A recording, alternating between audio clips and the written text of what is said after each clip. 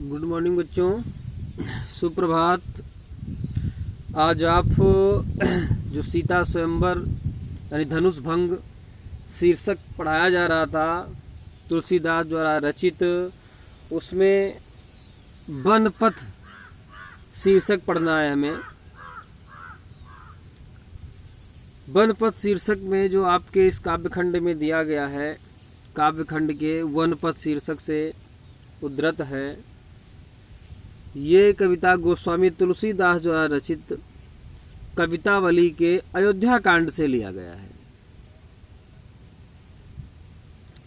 और इसमें श्री राम, सीता तथा लक्ष्मण जी वन में जा रहे हैं। तो सुकोमल शरीर वाली सीता जी चलते चलते थक गई, क्योंकि वो राजमहलों में रहने वाली थी और अपने पति के साथ में वन के लिए यानी श्री राम जी के साथ में, जो कि श्री राम जी अपनी आज्ञा का पालन करने के लिए वन की ओर जा रहे हैं, तो वो भी उन्हीं के साथ में चल रही हैं।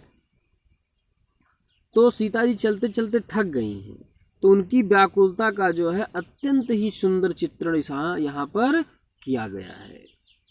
अब देखिए, पुरते निकिसी रघुबीर बधू, धरे धीर दये मग में डग दोए, झलकी भरी भाल कनी जल की, पुट सूखी गए मधुराधर वे, फिर बूझती है चलनो अब केतिक, परड़े कुटी करी हो कित हुए, तिय की लखिया तुरता पिय की, अखियां अति चारु चली जल चुए। देखिए, तुलसीदास जी कहते हैं कि श्री राम, लक्ष्मण तथा अपनी प्रिया यानी सीता जी के साथ महल से निकले, तो उन्होंने बहुत धैर्य से मार्ग में 2 कदम रखे। यानी सीता जी ने बड़ी धैर्य से मार्ग में 2 कदम रखे। धरि धीर दये मग में यानी रास्ते में डग यानी 2 कदम। अपुरते निकसी रघुबीर बधू यानी रघुकुल की बधू अर्थात सीता जी जैसे ही अयोध्यापुरी से बाहर निकलती हैं, यानी राजमहल को छोड़ करके, और बड़े धैर्य से मार्ग में 2 कदम रखे, सीता जी थोड़ी ही दूर चली थी कि उनके माथे पर क्या हुआ, झलकी भरी भाल कनी जल की, कि उनके माथे पर, भाल का मतलब मस्तक पर, पसीने की बूंदें झलकने लगी। अब पुट सूखी गए मधुराधर वे, पुट सूख गए, पुट का मतलब कोमल, मधुराधर यानी होठ, और सीता जी के कोमल होठ सूखने लगे। फिर बूझती हैं चलनो अब केतिक, पड़े कुटी करी हो कित होए। फिर बूझत का मतलब होता है पूछना। तभी वह श्री राम से पूछती हैं कि अभी हमें कितनी दूर और चलना है। पर्ण कुटी करी हो कित होए, अभी हमें कितनी दूर और चलना है, और हम अपनी पर्णकुटी अर्थात झोपड़ी कहाँ बनाएंगे। तिय की लखिया तुरता पिय की, अखियां अति चारु चली जल चुए। जब सीता जी ने श्री राम जी से इस प्रकार पूछा, तो सीता जी की इस दशा व व्याकुलता को देख करके श्री राम की आंखों से आंसुओं की धारा प्रवाहित होने लगी। उन्होंने सोचा कि राजमहल का सुख भोगने वाली यानी अपनी पत्नी की ऐसी दशा देख करके वो श्री राम जी बहुत दुखी हो जाते हैं, द्रवीभूत हो जाते हैं। दूसरा देखिए, जल को गए लखन है लरिका, परिखों पिय छाहे घरीक है ठाढ़े, पोछी पसेऊ बयारी करूं, अरु पाए पाखरी हूँ भू भूरी ठाढ़े, तुलसी रघुबीर प्रियाश्रम जान के, बैठी विलम्ब कंटक गाढ़े। जानकी नाहको नेह लख्यो पुल को तनु बारी बिलोचन बाढ़े। तुलसीदास जी कहते हैं कि सीता जी चलते चलते थक गई हैं और उन्हें प्यास लगने लगी है, तो लक्ष्मण उनके लिए जल लेने के लिए गए हुए हैं। लक्ष्मण जी सीता जी के लिए जल लाने गए हैं। तभी सीता जी श्री राम से कहती हैं कि जल को गए लखन है लड़का परिखो, पिए छाए घरी खोटा। परिखो, परिखो का मतलब होता है प्रतीक्षा करना। छा मतलब छाँव में, छाया में। घरी, घरी, घड़ी यानी एक घड़ी, ठीक है। घर एक, घरीक यानी एक घड़ी, यानी कुछ क्षण यहीं पर रुकते हैं। और कैसे? ठाढ़े यानी खड़े होकर के। पोंछ यानी कि पोंछ मतलब होता है पोंछना। पसेऊ यानी पसीने को। बयारी का मतलब हवा। अब देखिए तुलसीदास जी कह रहे हैं कि जब सीता जी चलते चलते थक गईं और उन्हें प्यास लगने लगी, तो लक्ष्मण जी उनके लिए जल लेने चले गए हुए हैं। तब सीता जी राम जी से कहती हैं कि जब तक लक्ष्मण जी आते नहीं आ रहे हैं जल लेकर के, तब तक हम कहीं घड़ी भर कुछ देर के लिए कहीं छाँव में खड़े होकर के उनकी प्रतीक्षा कर लें। छाँव घड़ी को टाड़े और पोंछ पसेऊ बयारी करो आए। और हम क्या करें? आपके पसीने को पोंछ करके थोड़ी हवा कर दें आपको। और पाए पखरियों भूभुरी ठाढ़े। भूभुरी का मतलब धूल यानी बालू, ठीक है। यानी कैसी धूल, कैसी बालू? क्योंकि अत्यधिक धूप के कारण जो है वो बालू जो है बहुत गर्म हो गई है, तो उस पे जब पाँव रखते हैं तो पाँव जल जाते हैं। तो वही सीता जी की कहती हैं कि मैं आपके पसीने को पोंछ के हवा कर देती हूँ तथा बालू से तपे हुए पैरों को धो देती हूँ। पाँव पखारो, पखारने का मतलब होता है धोना।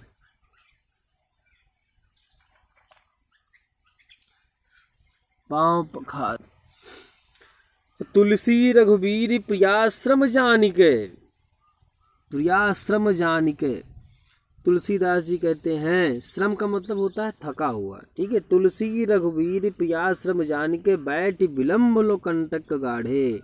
तुलसीदास जी कहते हैं जब श्री राम जी ने सीता जी को थका हुआ देखा तो उन्होंने बहुत देर तक उनके पैरों में कांटे निकालते रहे। वो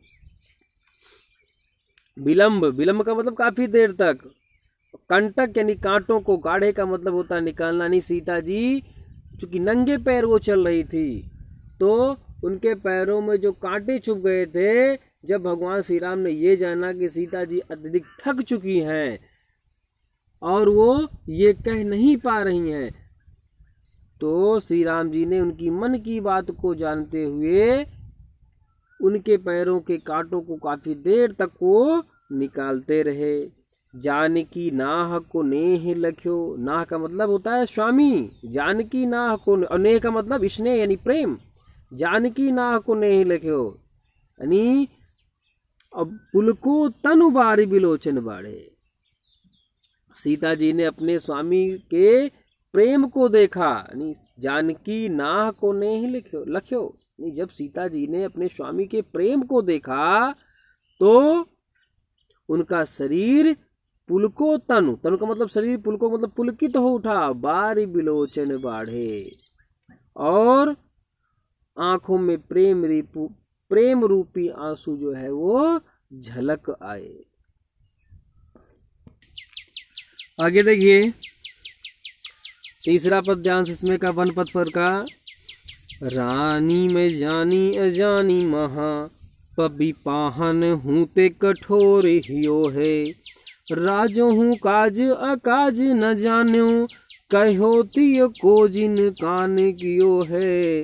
ऐसी मनोहरी मूर्तिये बिछुरे कैसे प्रीतम लोग जियो हैं। आखिन में सखी राखी बेजोग, इन्हें किमी के बनवास दियो है। देखिए प्रस्तुत पद्यांश में ग्रामीण स्त्रियों के माध्यम से जो है कैकेयी और राजा दशरथ की जो है निष्ठुरता पर जो है प्रतिक्रिया की गई है, उसी का वर्णन इसमें किया गया है। श्री राम, सीता और लक्ष्मण जी वन में जा रहे होते हैं। उन्हें देख करके जो गांव की स्त्रियां हैं वो आपस में बातें करती हैं। क्या बातें करती हैं कि रानी मैं जानी अजानी महा, कभी पाहन हूँ ते कठोर हियो है। वो बातें कर रही हैं कि एक स्त्री दूसरी स्त्री से कहती है कि मुझे तो ज्ञात हो गया है कि रानी कैकेयी बड़ी अज्ञानी है। रानी में जानी अजानी महा, अजानी का मतलब अज्ञानी। तो पवि पाहन हूं ते कठोर ही हो, पवि का मतलब वज्र, पाहन का मतलब पत्थर। पवि पाहन हूं ते कठोर ही हो है, यानी वह पत्थर से भी कठोर हृदय वाली नारी है। और राजो हूं काज अकाज न जान्यो, क्योंकि और राजा ने भी, वे राजा दशरथ की भी को भी बुद्धिहीन समझकर कहती हैं, यानी जो वहाँ की नारियां हैं, वन की स्त्रियां हैं, वो भी राजा दशरथ की बुद्धिहीन समझ करके उन्हें भी कहती हैं कि राजा दशरथ ने भी उचित अनुचित पर विचार किए बिना ही अपनी पत्नी की बात जो है मान ली है। राजो काज आकार न जाने, कहो तिय को जिन कान कियो है, कयो जा तिय का मतलब पत्नी, ठीक है, तिय का मतलब पत्नी होता है।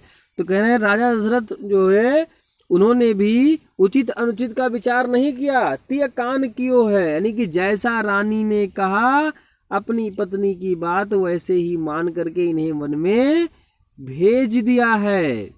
ऐसी मनोहर मूर्ति बिछुरे कैसे प्रीतम लोग जियो हैं। आगे कहती हैं वहाँ स्त्रियां जो है वो कह रही हैं इन तीनों, ये तीनों यानी राम लक्ष्मण और सीता जी इतने मनोहर और सुंदर हैं कि इनसे बिछुड़ करके इनके जो प्रियजन हैं वो कैसे जीवित रहेंगे। कैसे प्रीतम लोग जियो हैं, इनसे बिछुड़ करके, बिछुड़े यानी बिछुड़ करके इनके जो प्रियतम हैं, जो इनसे प्रेम करने वाले लोग हैं, वो कैसे जीवित रह पाएंगे। आखिन में सखी राखी बेजोग, हे सखी ये तीनों तो आंखों में बसाने योग्य हैं, इन्हें किमके वनवास दियो है, इन्हें वनवास क्यों दे दिया गया है। इनको अपने से दूर नहीं किया जा सकता था, फिर भी इन्हें वनवास क्यों दे दिया गया है। तो बच्चों ये इसमें के 3 हो गए, 2 शेष बचे हुए हैं, वो आपको कल पढ़ा दिया जाएगा कि वीडियो बहुत लंबा हो जाता है। इनको आप पढ़ें भली प्रकार से। पढ़ने के बाद में जहाँ पर किसी प्रकार कोई दिक्कत, कोई समस्या आती है तो आप उस पर कमेंट करें, उसमें आपको फिर से समझा दिया जाएगा।